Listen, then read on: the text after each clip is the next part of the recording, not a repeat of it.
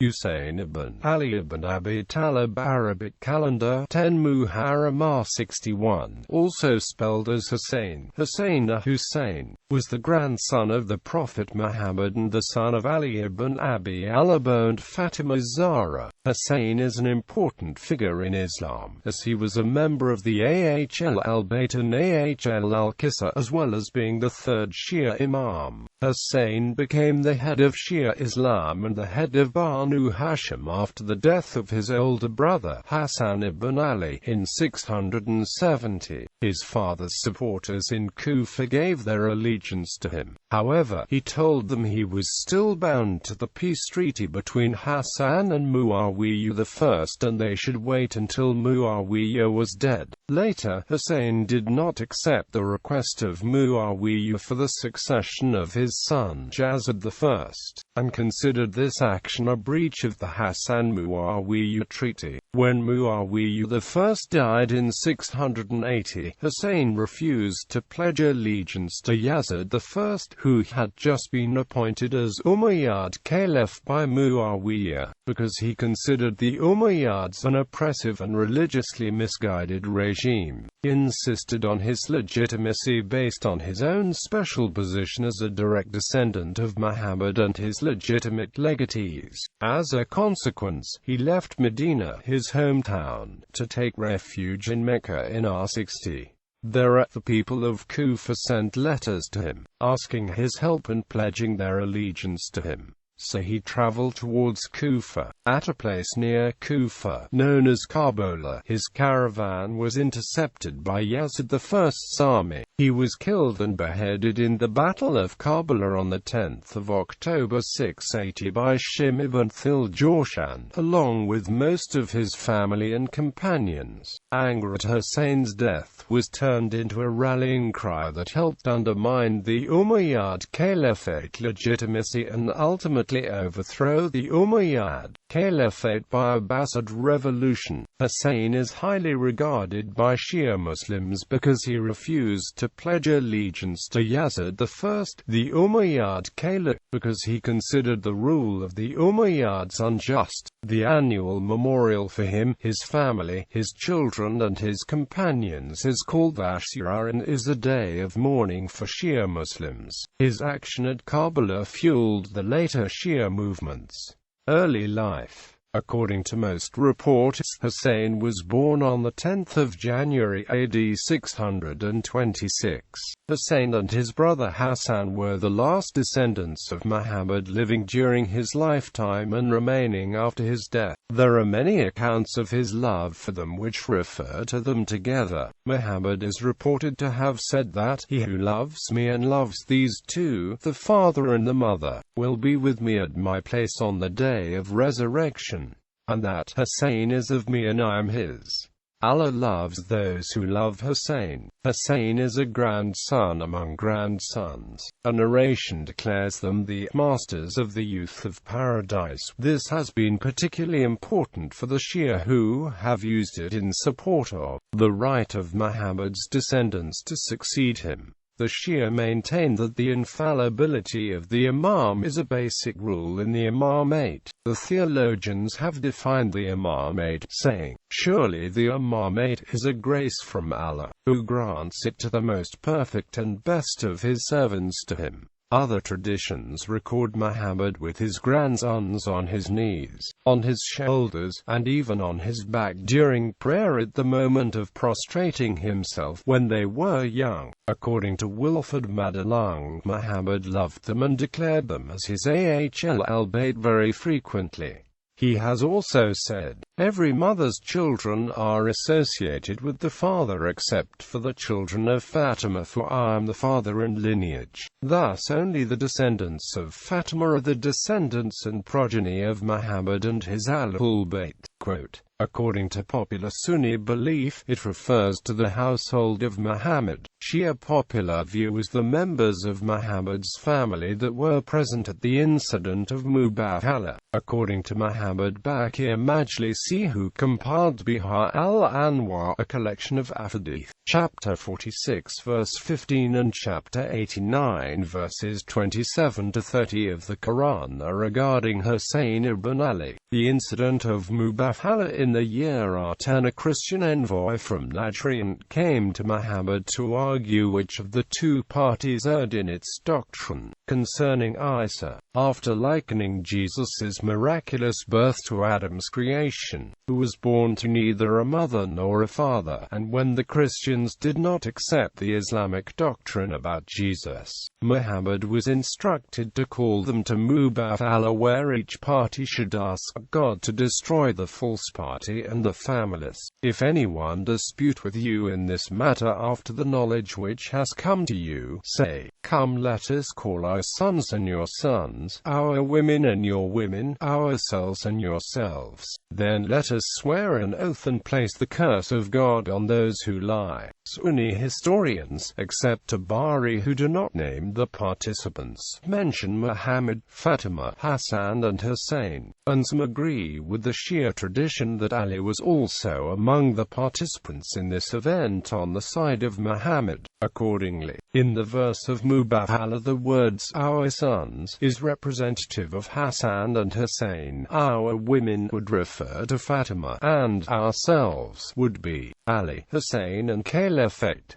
Muawiyah, the governor of Levant, who had refused Ali's demands for allegiance, had long been in conflict with him. However, when Ali was assassinated and people gave allegiance to Hasan, Muawiyah prepared to fight with him. The battle led to inconclusive skirmishes between the armies of Hasan and Muawiyah. To avoid the agonies of another civil war, Hasan signed the Hasan-Muawiyah Treaty with Muawiyah, according to which Muawiyah wouldn't name a successor during his reign and let the Islamic world choose the successor after the latter. Muawiyah's era, according to the Shia, Husayn was the third Imam for a period of 10 years after the death of his brother Hasan in 669. All of this time but the last 6 months coinciding with the caliphate of Muawiyah. After the peace treaty with Hasan, Muawiyah set out with his troops to Kufa, where at a public surrender ceremony Hasan rose and reminded the people that he and Husayn were the only grandsons of Muhammad, and that he had surrendered the reign to Muawiyah in the best interest of the community. O people, surely it was God who led you by the first of us and who has spared you bloodshed by the last of us.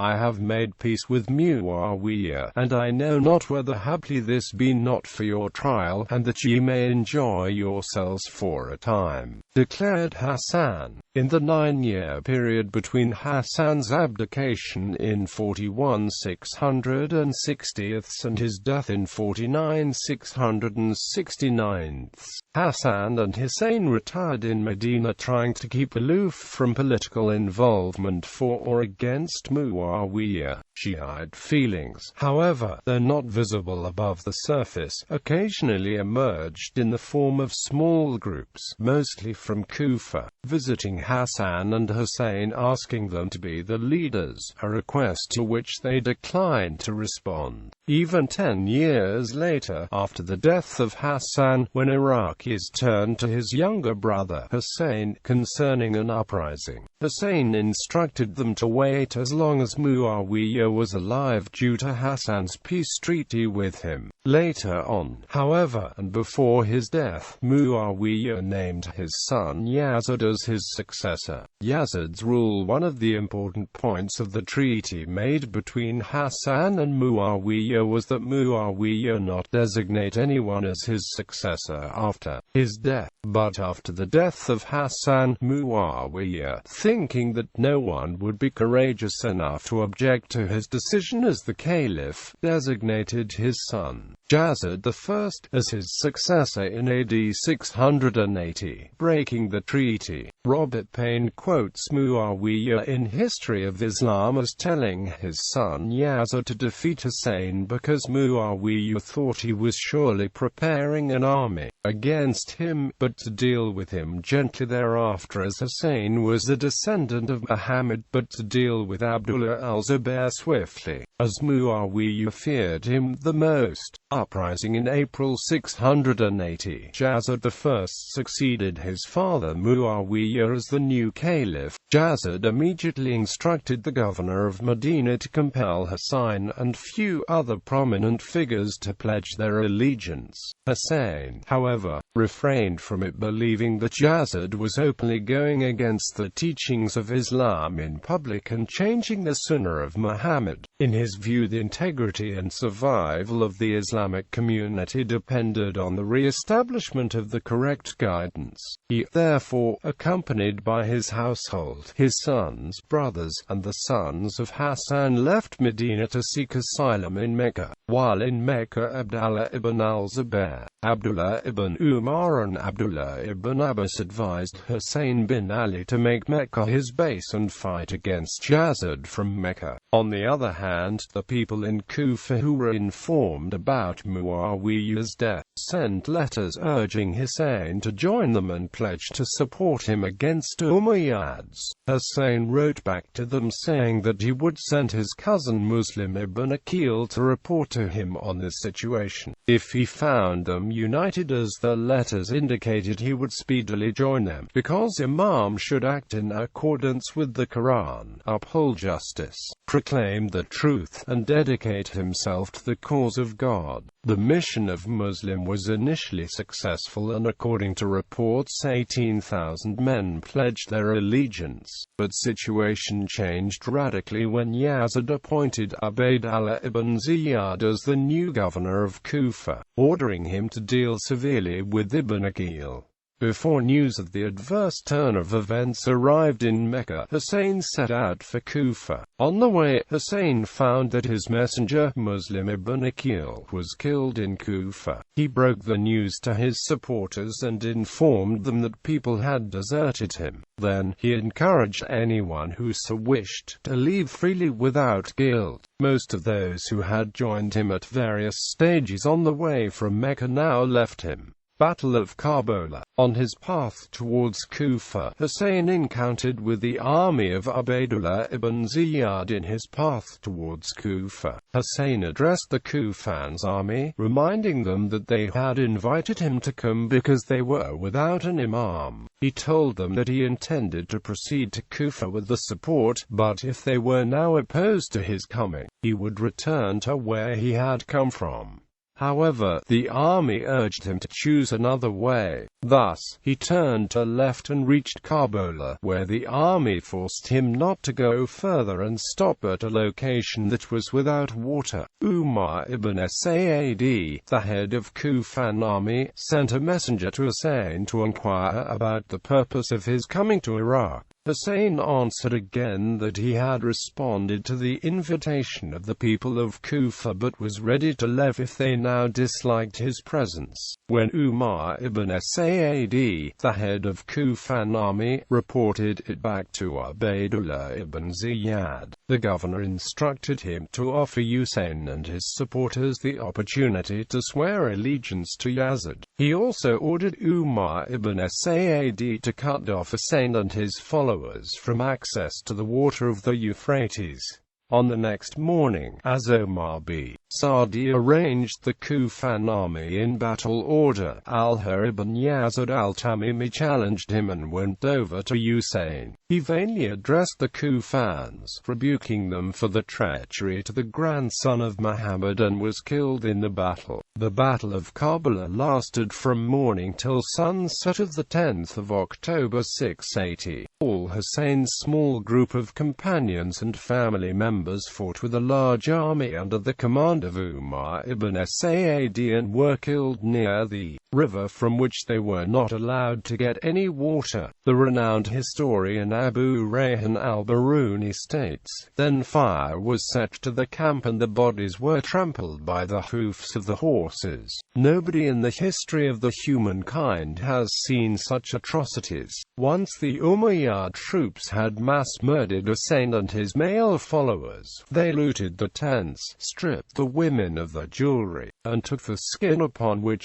Zayn al-Abidin was prostrate. It is said that Shahr was about to kill him, but Husayn's sister Zainab was able to make Umar ibn Saad, the Umayyad commander, to let him alive. He was taken along with the enslaved women to the caliph in Damascus, and eventually he was allowed to return to Medina. Aftermath. When Husayn was killed in Karbala, Abdallah ibn al-Zubayr, the grandson of Abu Bakr and the cousin of Qasim ibn Muhammad ibn Abu Bakr, collected the people of Mecca and made the following speech: "O people, no other people are worse than Iraqis, and among the Iraqis, the people of Kufa are the worst." They repeatedly wrote letters and called Imam.Hussain to them and took bay'ah for his caliphate. But when Ibn Ziyad arrived in Kufa, they rallied around him and killed Imam.Hussain, who was pious, observed the fast, read the Quran, and deserved the caliphate in all respects. After his speech, the people of Mecca also joined Abdallah ibn al-Zubayr to take on Yazid. When he heard about this, Yazid had a silver chain maiden sent to Mecca with the intention of having Walid ibn Utbah arrest Ibn al-Zubayr with it. Eventually Abdallah ibn al-Zubayr consolidated his power by sending a governor to Kufa. Soon, Abdallah ibn al-Zubayr established his power in Iraq, southern Arabia, and in the greater part of Syria and parts of Egypt. Yazid tried to end Abdallah ibn al-Zubayr's rebellion by invading the Hejaz, and took Medina after the bloody Battle of al-Harra, followed by the siege of Mecca, but his sudden death ended the campaign and threw the Umayyads into disarray, with civil war eventually breaking out. This essentially split the Islamic Empire into two spheres with two different caliphs, but soon the Umayyad civil war was ended, and Abdallah ibn al-Zubayr lost Egypt and whatever he had of Syria to Marwan I. This, coupled with the Kharijite rebellions in Iraq, reduced his domain to only the Hejaz. In Mecca and Medina, Husayn's family had strong support base, and the people were willing to stand up for them. Husayn's remaining family moved back to Medina. Abdallah ibn al-Zubayr was the grandson of Abu Bakr and the cousin of Qasim ibn Muhammad ibn Abu Bakr. Both Abdallah ibn al-Zubayr and Qasim ibn Muhammad ibn Abu Bakr were Aisha's nephews. Qasim ibn Muhammad ibn Abu Bakr was also the grandfather of Imam Jafar al-Sadiq. Abdallah ibn al-Zubayr was finally defeated by Abdul-Malik ibn Marwan, who sent al-Hajjaj ibn Yusuf. Hajjaj defeated and killed Abdallah ibn al-Zubayr on the battlefield in 692, beheading him and crucifying his body, re-establishing Umayyad control over the empire. A few years later, the people of Kufa called Zayd ibn Ali, the grandson of Husayn, over to Kufa. Zaydis believe that on the last tower of Zayd ibn Ali, Zayd ibn Ali was also betrayed by the people in Kufa, who said to him, "May God have mercy on you. What do you have to say on the matter of Abu Bakr and Umar ibn al-Khattab?" Zayd ibn Ali said, "I have not heard anyone in my family renouncing them both, nor saying anything but good about them. When they were entrusted with government, they behaved justly with the people and acted according to the Quran and the Sunnah.